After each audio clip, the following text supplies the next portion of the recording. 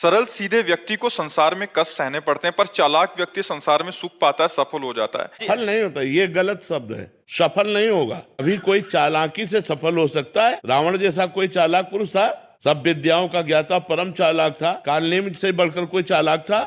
पूरी संजीवनी बूटी जैसी ही द्रोणागिरी में हर औषधि को कर दिया और साधु बनकर बैठ गया। हनुमान जी ने मार डाला, राम जी ने रावण को मार डाला, रहा न को कुल रोवन यारा। चालाक पुरुष सफल कैसे हो सकता? नहीं, सीधा सरल पुरुष कष्ट पा सकता है, पर सफल सीधा और सरल सच्चाई पर चलने वाला हो। जैसे धर्मराज युधिष्ठिर बिल्कुल सीधे थे, यहां तक इतने सीधे थे कि युद्ध क्षेत्र में कल कौन सी रणनीति है वो जाके दुर्योधन सीधे पूछ लेता था। भ्राताश्री, कल कौन सा चक्रव्यूह रचना है वो बता देते थे। इसीलिए भगवान दो बैठक करते थे, एक युधिष्ठिर के साथ और एक युधिष्ठिर से अलग। युधिष्ठिर के साथ जो बैठक की वो चक्रव्यूह रचना ही नहीं होगी, क्योंकि वो दुर्योधन को पता हो। इतने सरल थे कि वो आके पूछ लेते, वो पूरी बात बता देते थे। तो आप देखो विनाश किसका हुआ? चतुर चालाक, जिसके साथ शकुनी, दुशासन, कर्ण, दुर्योधन के साथ इतने चालाक, चालाकी की हद थे ये लोग। तो क्या ये लोग सफल हुए?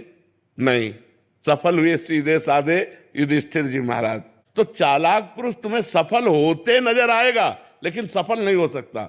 सीधा साधा पुरुष तुम्हें दुख भोगते नजर आएगा, लेकिन वो दुख भोगेगा नहीं, आगे चलकर वही विजय को प्राप्त होगा। थोड़ी यात्रा ऐसी है जिसमें संशय हो सकता है देखकर कि बेईमान, दुष्ट, चालाक, कपटी पुरुष उन्नति को प्राप्त हो रहा है और धर्मात्मा, ईमानदार दुख को प्राप्त हो रहा है। लेकिन परिणाम में जो सही चल रहा है उसका सही परिणाम होगा, और जो गलत चल रहा है उसका गलत परिणाम होगा पक्का। उसका पुण्य उसको साथ दे सकता है, लेकिन जो जीवन का परिणाम है वो ये पद नहीं है। मरोगे तो तुम्हारे साथ पद नहीं जाएगा, तुम्हारे साथ रुपया नहीं जाएगा, अच्छाई जाएगी, तुम्हारे सत्कर्म जाएंगे। और ये पक्की बात समझ लो, जब आपके आचरणों का, और भगवान ऐसी बुद्धि भ्रष्ट कर देते हैं कि खुला आचरण उसकी गंदगी सामने आ जाती है। आदमी की इज्जत चली गई तो किस योग रह गया? तो ये पक्का समझ लो, अच्छा पुरुष और धर्मात्मा पुरुष दुखी हो सकता है लेकिन हार नहीं सकता। विजय को वही प्राप्त होगा, ये निश्चित बात है। सामने से तो बहुत सुंदर दिखाई दे रहे और पीछे जो पाप कर रहे तो मालिक देख रहा है, उसका हिसाब मालिक करेगा। मालिक की दुकान में है सबका जीवन खाता।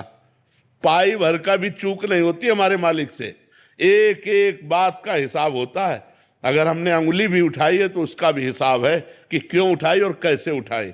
परमात्मा सबको देख रहा है, इसलिए ये मत जानो कि कोई देख नहीं रहा है, हम अच्छाई कर रहे हैं, हमें बुराई पर बुराई मिलती चली जा रही, कोई हमारे देख नहीं। परमात्मा देख रहा है। और जो एक है कि मैं छल कपट बुराई से बढ़ रहा हूं, तो देख लेना तुम नष्ट हो जाओगे।